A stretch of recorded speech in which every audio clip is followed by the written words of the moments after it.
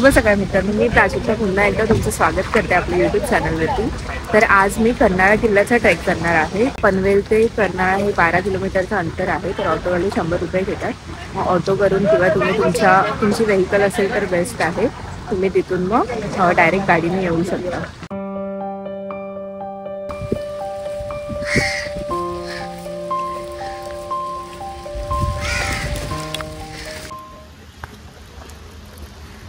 इथे सगळ्या पक्ष्यांची नावं दिलेली आहेत. 172 पक्षी आहेत टोटल. तर आपण पहिले जातोय कर्नाळा किल्ल्यावर, नंतर तिथून मग टाइम मिळाला तर बघूया. मित्रांनो, इथे पण एक बोर्ड आहे कर्नाळा किल्ल्याकडे जायला मार्ग, आणि इथून मग या पायऱ्या चालू होतात. तर तसंच आपल्याला वर जायचंय. तर मित्रांनो, पाऊस चालू झालाय. मगाशी आम्ही आलो तेव्हा एवढा नव्हता. आता थोडा थोडा येऊन जाऊन असं चालू आहे. आणि हा ट्रेक जास्त मोठा नाहीये, बिगिनर लेवलच आहे.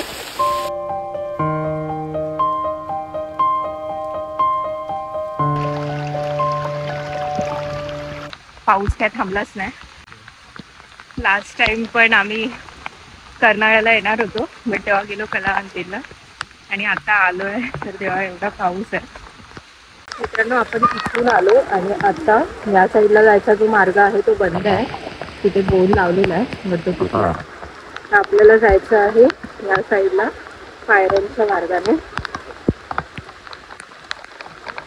वरून नुसतं पाणी वाहत आहे, कंटिन्यू पाऊस चालू आहे त्यामुळे, आणि समोर काहीच दिसत नाहीये, धुकं आहे.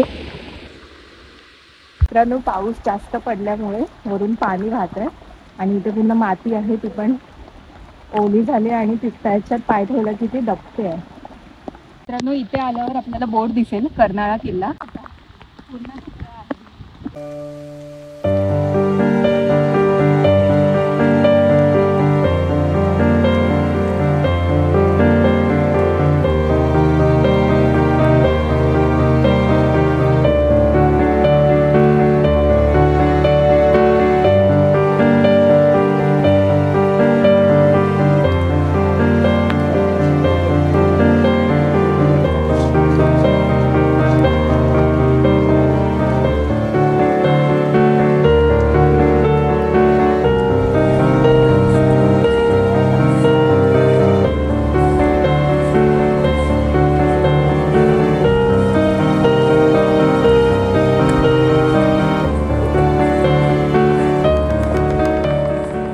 मित्रांनो, आम्ही पोचलो आता गडावर, आणि इथे पूर्ण धुकं आहे.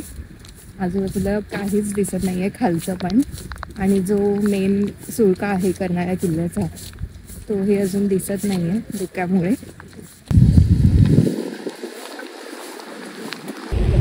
मित्रांनो, इथून आपला जो मुंबई गोवा हायवे आहे तो दिसतोय. आत्ता 2 सेकंड पूर्वी दिसत होता आणि आता लगेच धुकं आलं. आता थोडा थोडा तुम्हाला दिसत असेल.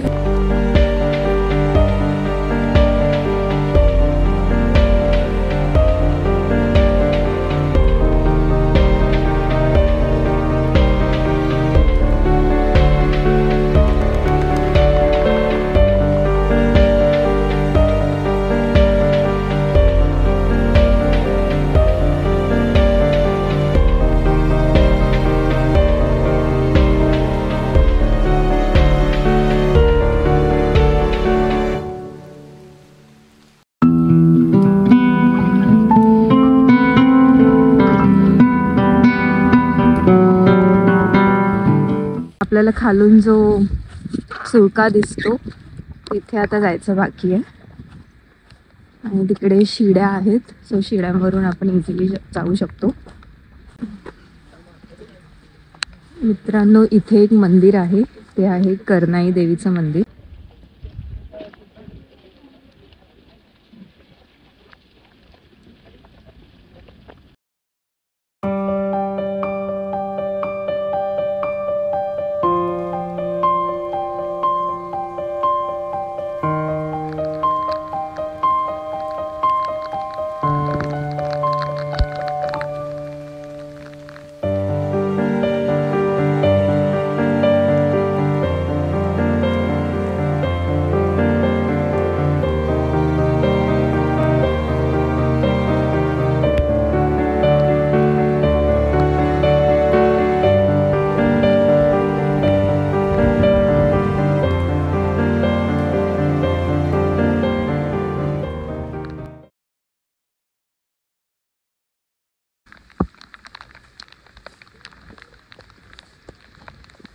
इथे एक दरवाजा आहे किल्ल्याचा.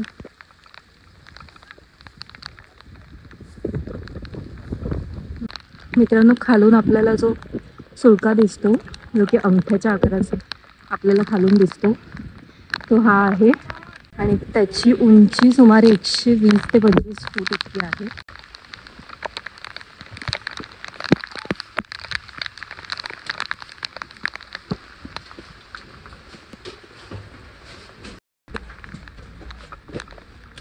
आपल्याला येताना अजून 2 दरवाजे लागले, पण हा मेन आहे.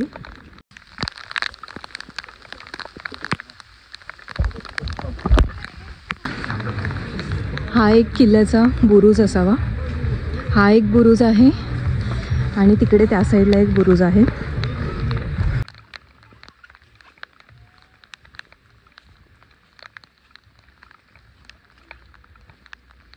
मित्रांनो, पाऊस परत चालू झाला आहे. मगाशी थोडा वेळ थांबलेला आणि दरवाजातून पुढे आल्यानंतर इथे एक आपल्याला वास्तू दिसते.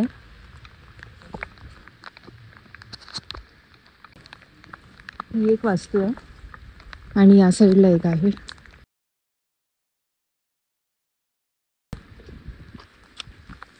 बरीचशी तटबंदी आहे आणि इथे पाण्याच्या टाक्या आहेत.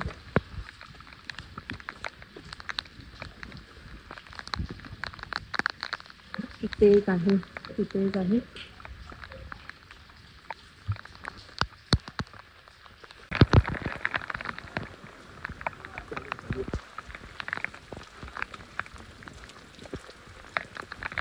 मित्रांनो, सुळक्याच्या त्या बाजूला एक बुरुज होता आणि हा जो तिकडे दिसतोय तो एक बुरुज आहे. तर आता आपण तिथे जाऊया.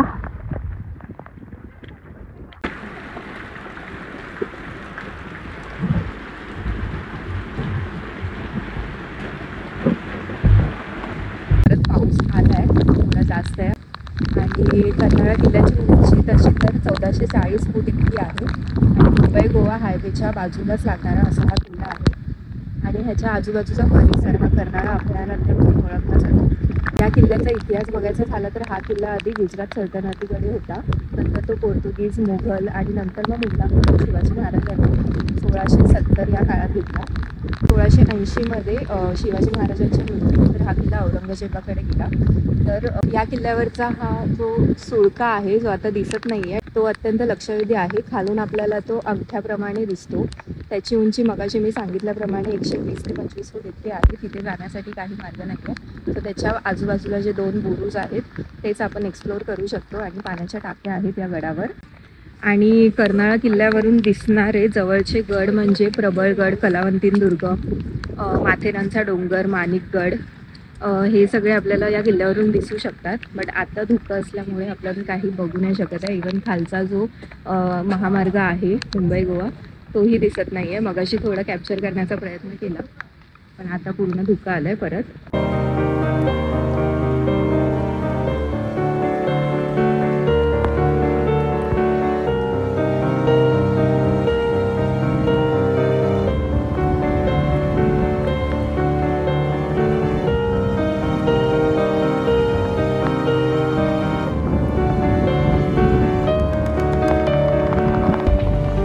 मित्रांनो, आता आम्ही खाली उतरलोय त्या सुळक्यावरून, कारण की आता खूप जास्त हवा तिथे वाढली आणि तरी अजून लोक जात आहेत. या गडावर येताना मी एक गोष्ट बघितली, ती म्हणजे हे अभयारण्य आहे म्हणून देखील ते चालवत असतील की इथे येताना कोणाकडे किती प्लास्टिक आहेत, म्हणजे पाण्याच्या बॉटल किंवा खाण्याचे काही वेफर्सचे पॅकेट्स वगैरे, त्याचं काउंट घेतात आणि 100 रुपये त्यांच्याकडे जमा करून ठेवतात.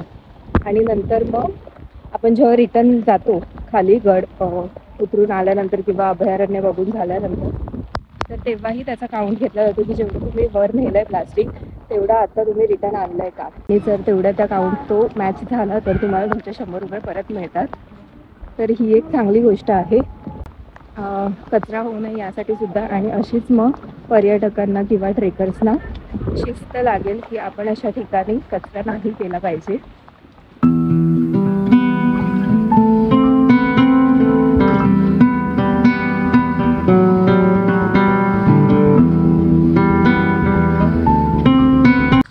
मित्रांनो, आता मी ट्रेक करून खाली खाली आलेली आहे आणि कर्नाळा किल्ला आणि हे जे कर्नाळा पक्षी अभयारण्य आहे तिथे विविध प्रकारचे पक्षी म्हणजे स्थानिक आणि स्थलांतरित जे पक्षी आहेत, परत विविध वनस्पती, औषधी वनस्पती असल्या कारणाने महाराष्ट्र शासनाने यात राखीव वनक्षेत्र म्हणून घोषित करून अभयारण्याचा दर्जा दिलेला आहे.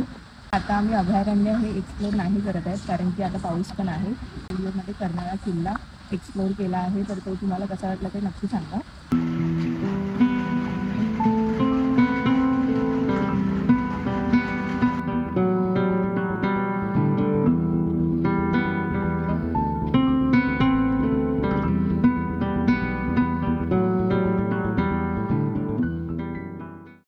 तर मित्रांनो आता आम्ही पुन्हा आलो आहे मेन गेटजवळ आणि आत्ता हा आपला ट्रेक कंप्लीट झाला आहे. अभयारण्य काही आपल्याला बघता नाही आलं आहे कारण की खूप मोठं आहे ते. सो ते बघण्यासाठी एक दुसरा दिवसच पाहिजे. व्हिडिओ तुम्हाला कसा वाटला हे लाईक करून आणि कमेंट करून नक्की सांगा. सो असेच काही व्हिडिओ पाहण्यासाठी चॅनलला सबस्क्राईबसुद्धा नक्की करा. भेटू पुढच्या व्हिडिओमध्ये. तोपर्यंत बाय बाय.